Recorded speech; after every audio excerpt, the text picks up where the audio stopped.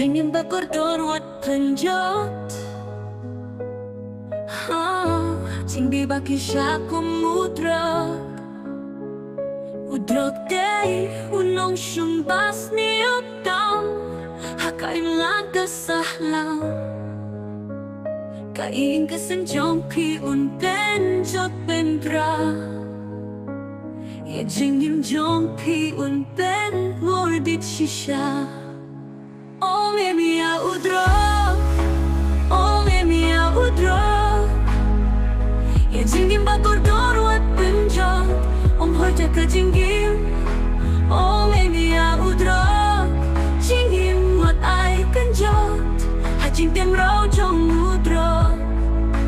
Oh mia udra Oh mia udra Dragon kenjot ya jingim jong pi Laban yo ka jing pang hivi Ya udra wat kwa per shang emat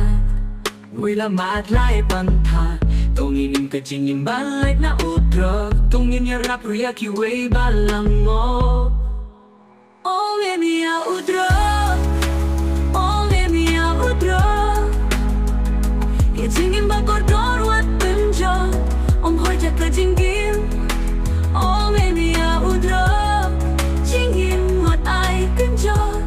Hajing tem rau jong udra Oh mia udra Oh mia udra Wat ya king sim baluye Uping kilan nong tunong lupe To kriar na udra khorkit hordang Wat tem kwak tang ban pershang Yai bay bat Ibawat yung siu kelyang Daki jing yung si bad Daki umat ketang Oh mia udra